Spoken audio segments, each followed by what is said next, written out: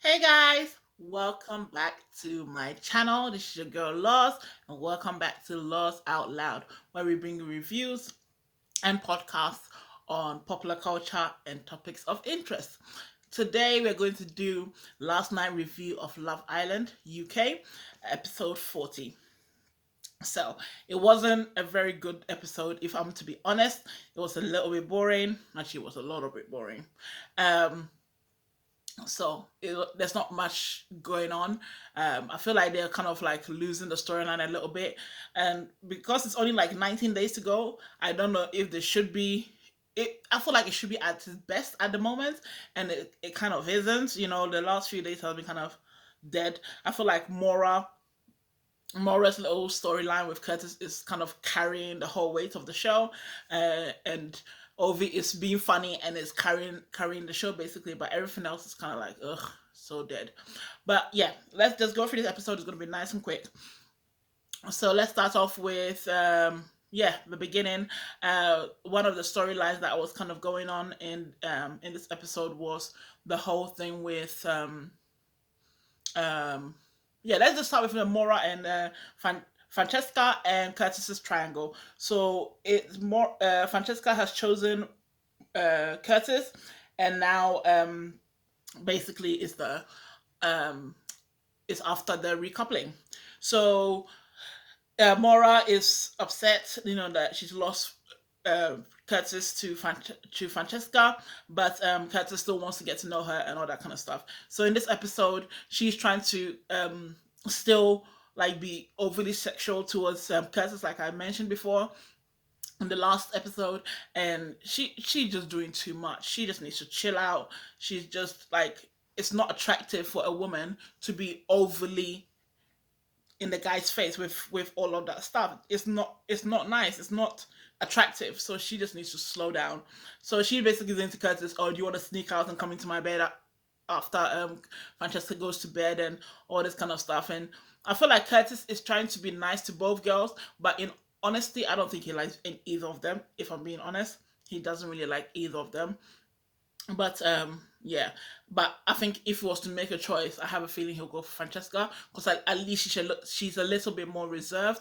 She's not giving too much away, and Maura's upfrontness and her overly sexualized conversation 24 hours is too much. Even as a girl, it's too much. Let alone like a dude. Even dudes don't like that. Like, Maura, she needs to stop. Anyway, so during the day, the next day, um, Maura is asks Curtis for a massage, and then um he gives her the massage. So Francesca is sitting not too far away from where they're doing this massage, and she's like, oh, she feels uncomfortable, and she feels uncomfortable with Curtis giving Maura this massage and blah blah blah. Is disrespectful. When she said that, I was like, Maura, not Maura, Francesca, you've known Curtis for like 2 days. You need to calm down. Like, he doesn't he doesn't owe you anything. Like, why are you feeling uncomfortable? It's not that deep. Like, just relax. Yeah, just relax. Um, yeah, so I felt like the whole segment was kind of boring. It is what it is. And during the dinner later on, she confronted Curtis about it, telling him that basically she did say that he can get to know Maura still, but she felt that the massage was too intimate, and it made her feel uncomfortable. My opinion, she didn't have any right to say that, to be honest, because she hasn't known Curtis for that long. Like, if Curtis and Amy were still together and Amy was saying this, then I can understand.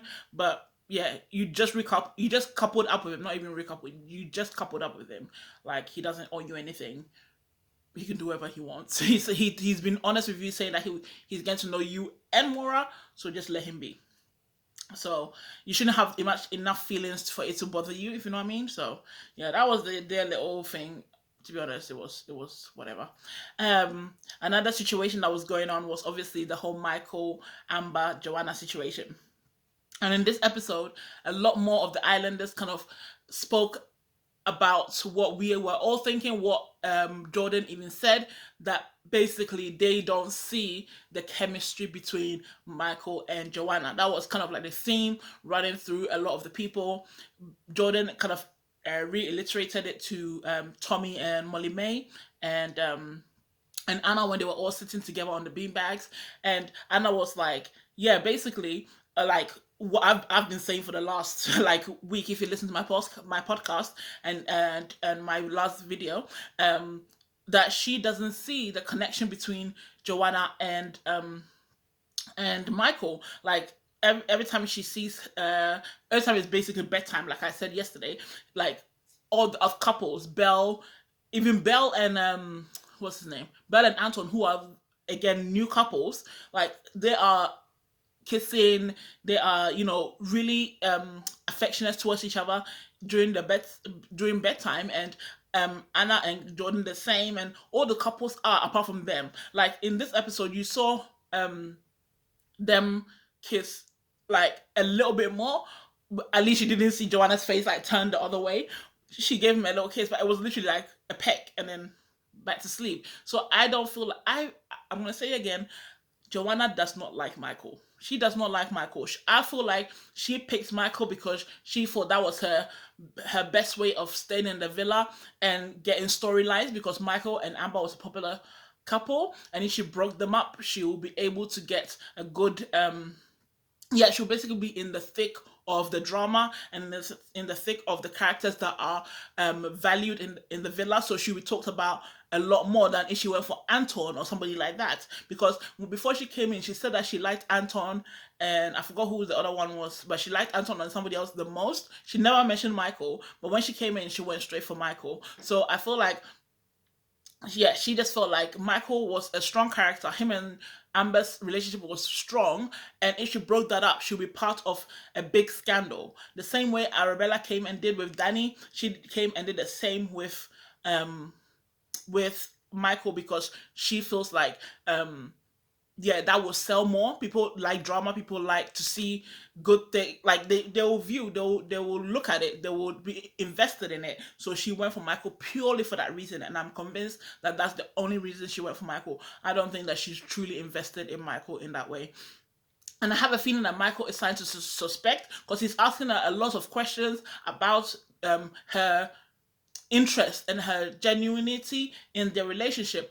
If you remember the last episode before that, she asked him if she truly wanted a relationship. He asked her that. And in this episode too, during the dinner, so later on the guys had to make the girls dinner, and during the dinner he asked her again if how she feels about them being in two different cities, that she feel like it will work. So almost like he's trying to test them if she's truly invested in this, and he's maybe suspecting that my girl is probably not really invested in this and she's doing it for a different thing. Either way, I don't feel like Michael is into this thing anymore. I can see him getting bored. um yeah, so and Ovi also was sitting with Amber after the recoupling and saying thank you to her for choosing them and saving him. And like as I said, their friendship is so lovely. I just love those two together. I just wish it was romantic, but it's not. But yeah, their relationship is really, really nice. So he basically again reiterated. So I feel like obviously Ovi hasn't spoken to Jordan. So Jordan and these guys are all saying the same thing, and Ovi is saying the same thing to Amber, stating that he can see that Michael's connection with Joanna is not there. It is not the same as how he and how Michael and Amber were. So obviously, again, Ovi, like Joanna and everybody else who came in at Casamo, have seen them before they came in. They've watched it with us, so they see the relationship. So him seeing it there, he's seeing it out on the outside world and being in there and seeing it 24 hours. Because we, if like, so if Ovi is saying it, um, just keep your eye, kind of open your eyes to this. If Ovi is saying that he doesn't see a connection really between Michael and Joanna, like he saw with Amber, he is basically seeing some things that we are not seeing. If you peek it, we are only seeing the edited parts of the show. Ovi is seeing 24 hours of these people. So if he's saying it, that means what we are feeling is the truth. You understand what I'm saying? So he is seeing the whole thing. 24 hours, he's seeing these people together. So he's seeing Amber and Michael when he was on the outside, and he's seeing Joanna and Michael when he's on the inside. So he can give a good conclusion as to what is really going on. So if his conclusion is still the same as ours, that means that it's not being it's not being manipulated in a way. It's not like the producers are trying to make us feel like that Joanna and Michael don't have a connection. That is really what's happening. They really don't have a connection because the people who've been outside and inside are seeing that they don't have a connection and that his connection with Amber was much much better. So yeah, where Obi mentioned it and basically said that what if he wanted to give you another go, if he wanted to come back to you, what would you think? Amber was like, "Of course, I like him. Like, I can't switch that off, and that is understandable. Understandable. She cannot switch that off, but I feel like she also has some reservations that she cannot mug herself off. She cannot, like, she has to have some sort of self dignity as well, like, which is true. Like, you can't just let this man think that he can treat you any sort of way and just come back when he feels like coming back. And I feel like maybe Michael kind of gets that. Maybe that's why he's also not going to Amber in that sense because maybe he's feeling like that Amber might mistreat him or not mistreat him but might have reservations if he came back to her after the way he's treated her, because as we've all seen, he's treated her really badly. So yeah, Obi is basically saying that yeah, we see what's going on. You two like each other, but you're trying to pretend that you don't. You're trying to be, oh, I don't like them, I don't see them, like the whole Michael ignoring her every time he walks past just because Joanna told him don't speak to her no more. Like, it's also childish and it's also prideful, and Michael is just being prideful. He knows well, very very well, that he's made a mistake, but he doesn't want to admit that he's made a mistake. Just like Obi said, he is going to, with whether rain or fall, whether sunshine or whatever, snow, he is going to make out that he made the right decision, even though he knows fully well, a blind man in the corner of the other side of the world knows fully well that he made a mistake, but he's never going to admit that because he has pride. And pride, as the Bible says, comes before the fall, honey. You cannot build love on pride. Okay, sometimes you make mistakes and you have to be able to crawl on your knees and say, you know what, I made a mistake. Sometimes you have to be able to say sorry, even if it's going to take a hit on your pride. So I feel like that's where he is right now. And then when he was having this dead ass conversation with Joanna on this bed, so this was literally the first conversation we've ever seen between Joanna and Michael where they are not talking about Amber. And what did my girl Joanna talk about? Babies. When I was listening when I was watching that scene, this was my eyes. I was like, what the heck is this girl talking about? Why are you talking about babies after 1 week of being with this guy? Like, who does that? I was like, oh, it was so cringe. So cringe. She was like, oh, I've always wondered what our babies will look like. And you could see Michael's face. He was like, oh, really? It was so bad. It was so bad. I was like, why is this girl talking about babies? Like, he was with Amber for 4 weeks and they never even talk about babies. Like, every conversation that they've had yeah, basically the conversation that they've had outside of Amber has been dry as the Sahara Desert. Like, that conversation was just so bad, and like she kept going on and on. I imagine them wearing a Louis Vuitton bag. Why is the baby wearing a Louis Vuitton bag? And just because of your hair, your curly hair, and he was like, oh, okay, yeah, and he was just repeating what she was saying. And if you know anything about psychology, it's almost like he was uncomfortable and he didn't want to give her a rude answer. So he's just kind of repeating back to her what she was saying, but you could tell he was so uncomfortable. And it's like, Michael, why are you torturing yourself? Why are you torturing yourself in this dead ass relationship? You know this ain't going nowhere. Like, when you were with Amber, you guys were in the pool, you were talking to other people, you were conversating, you were laughing, you were joking. Yes, there were times where she would get on your nerves with her little idiosyncrasies, as they will say. Is it? Yeah, idiosyncrasies. Like, everybody has them. You have them. She has them. I have them. Everybody in a relationship, in a marriage, in any situation, has something about. There's something about your partner that you're like, this is annoying, but it's not it's not annoying enough. Sorry, let's got some letters. It's not annoying enough for you to like leave the relationship. There wasn't nothing about Amber that you couldn't have spoke to her about, that you couldn't have worked together with. Like, you know what I mean? Like, he has dug himself into this hole, and like you could tell in his eyes, he wants to come out. My man wants to come out of this Joanna hole, but he doesn't know how. So he is trying to force it. He is trying to force this relationship. He is trying to force this narrative, and it is just life draining. That conversation was just horrible. And when the guys mate was making the dinner for them, they also started talking about again about and what was she talking about? Like the shirt he was wearing. Is that how she was like? Is that what you wear on a night out? And he was like, yeah. And it's like, really? Really? For someone, if you really like somebody, is that what you're really going to talk about? His shirt? I'm sorry. When Amber called her dead thing, I'm sorry, she's a dead thing.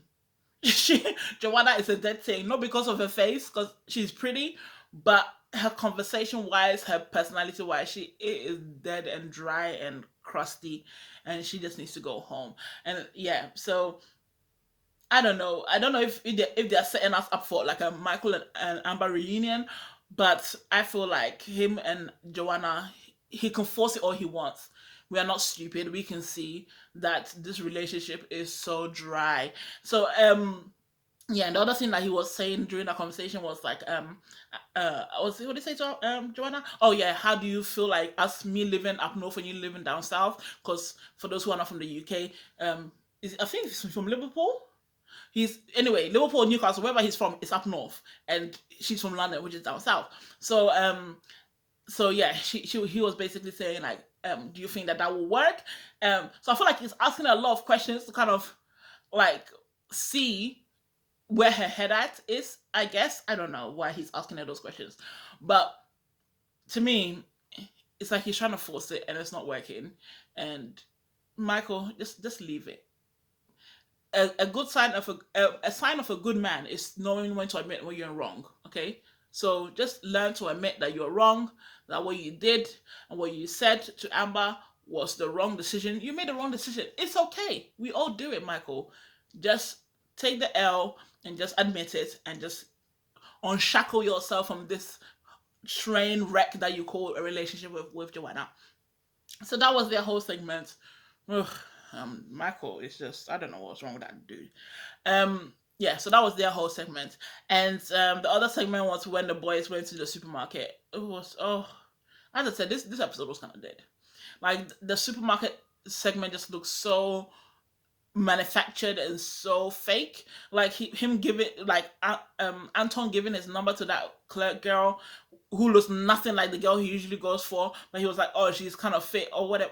I was like, oh, you guys are trying to make up drama where drama doesn't exist. How is him giving his number to some random, like, she is so, like, that kind of natural everyday girl beauty. Like, that is not what Anton likes. Anton likes fake blonde hair, fake tan face, fake blue, like that kind of like fakeish Instagram model blonde girl look. That's what he likes. So this girl was nothing like that. So how are you trying to like manufacture this whole scenario of him going to give his number to this girl?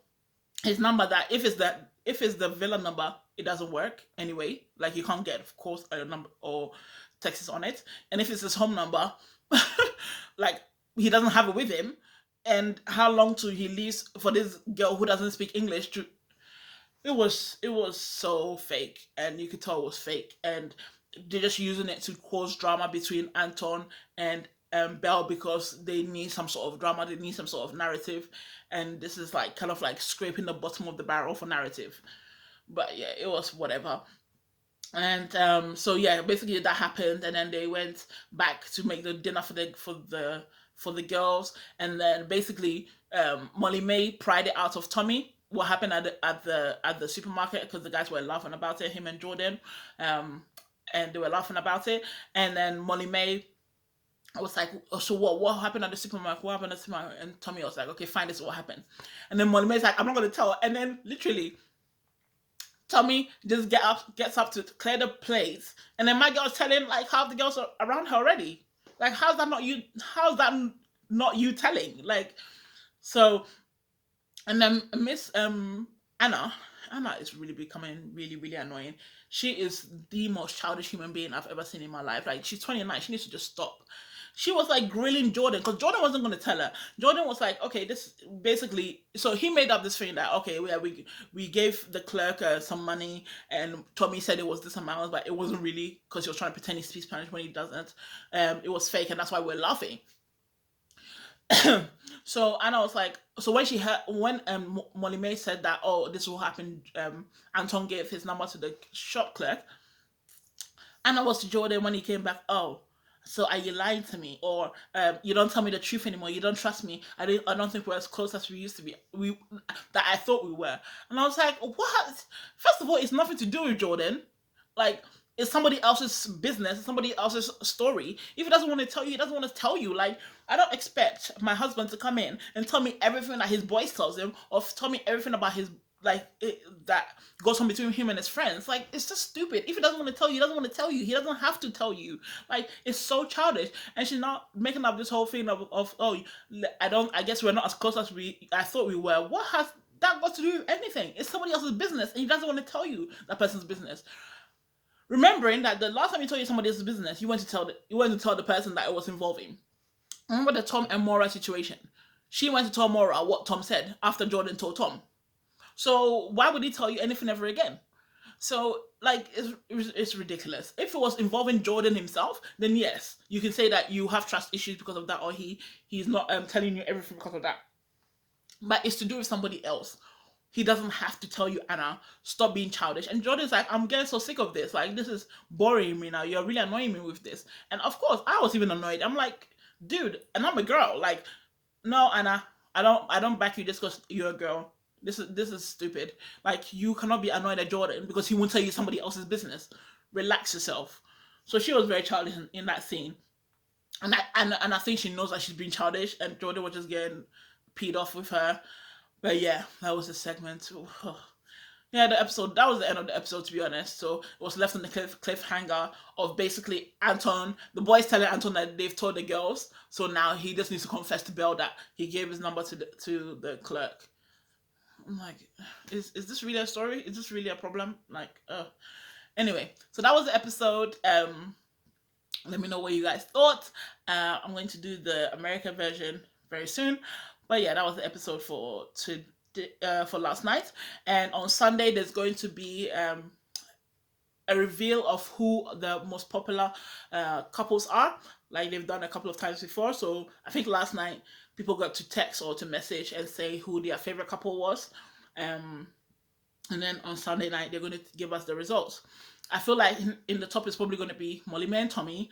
I feel like Ovi and Amber will be in there, even though they are not really a genuine couple. They are like a friendship couple, but people love them so much, me included. So yeah, they are definitely going to be at the top. And I don't know who the third one will be. Probably Belle and Anton will be there because they are like kind of like the genuine couples. Maybe Anna and Jordan as well. But I feel like the bottom two will be Chris and Maura. Maybe Curtis and Francesca, because they just got together, and it's not really a genuine thing at the moment. And Michael and Joanna, I definitely think they'll be there at the bottom. But we shall see what happens on Sunday. But until then, thanks for watching, and I will see you next time. Bye, loves.